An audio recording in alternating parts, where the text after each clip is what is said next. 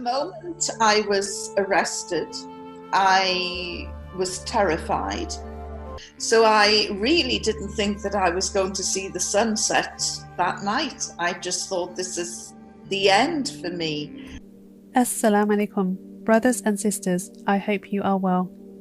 The Taliban is promising to protect women's rights and press freedom in the group's first news conference following its stunning takeover of Afghanistan as the group's co-founder returned to the country. We are going to allow women to work and study. We have got frameworks, of course.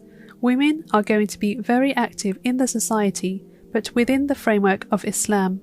Zabihullah Mujahid, the group's spokesman, said at a press conference in Kabul on Tuesday, "Brothers and sisters, now imagine you are spying on a region and you are caught by the controllers.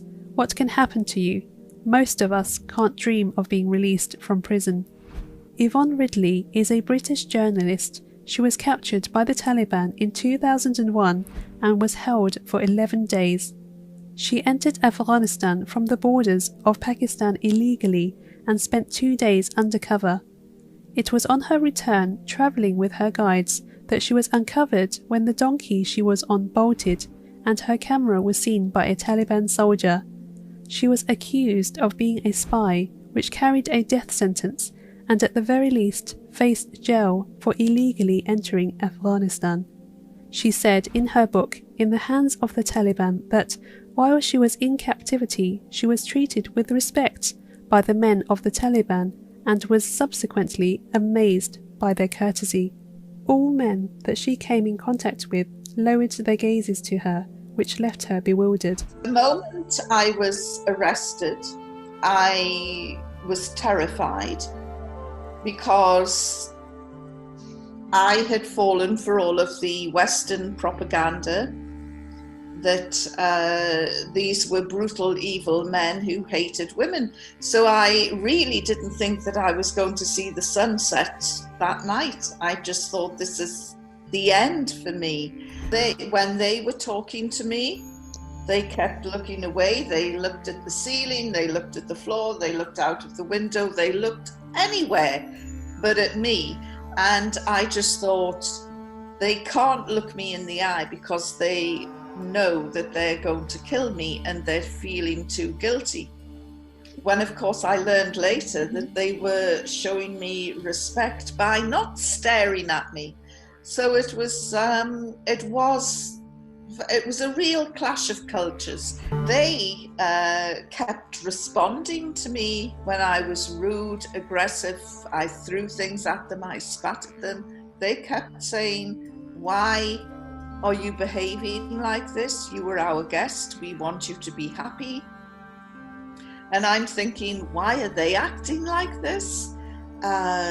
They're supposed to be evil and brutal. This is obviously a game that they're playing, like a cat and a mouse. They're going to let me think that they're really nice, and then at the last minute the claws will come out. But in truth, they never laid a finger on me.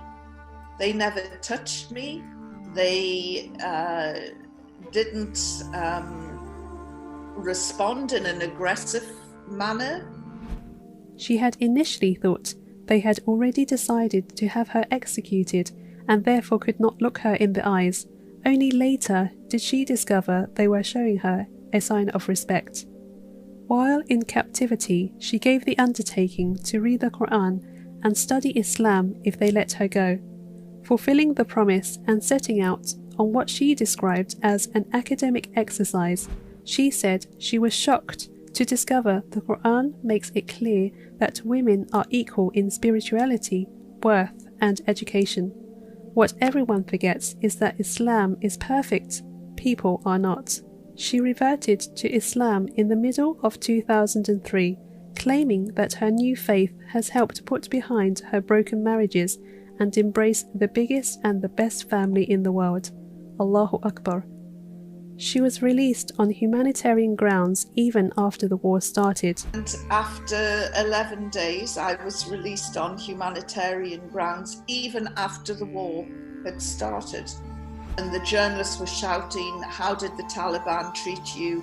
And I'm walking towards my colleagues, from the Pakistan media, and I thought, you know, these guys treated me with courtesy and respect. And then I thought, gosh, how did I treat them? And I thought, I nearly stopped and I nearly turned around to go back to say, look, I'm really sorry I was so rude. But I thought, if I stop and turn around, they'll say, oh my goodness, she's coming back, and then they would shoot me. So I went and I told the Pakistan media I was treated with courtesy and respect, which was true.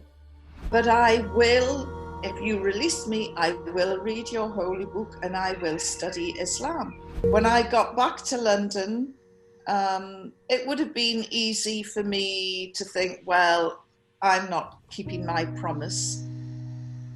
But I also thought, as a journalist, it was quite clear that I knew nothing about Islam.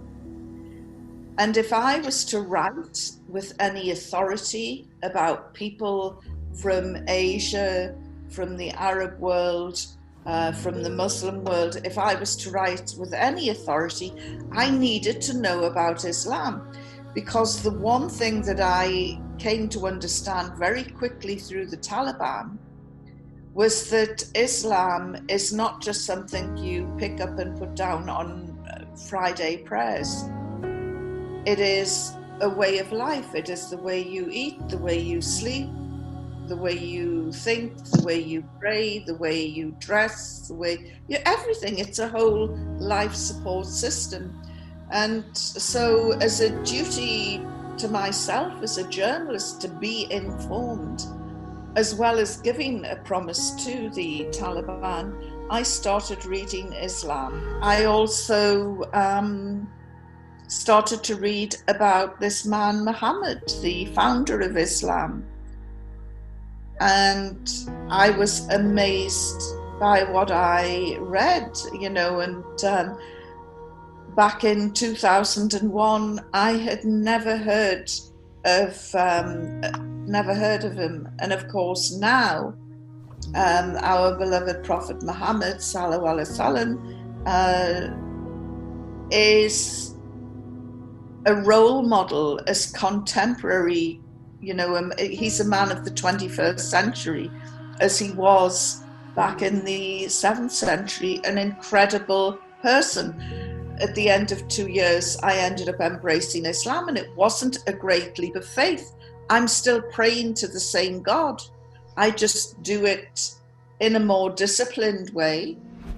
Unfortunately, the free press doesn't exist, and it's used for a propaganda.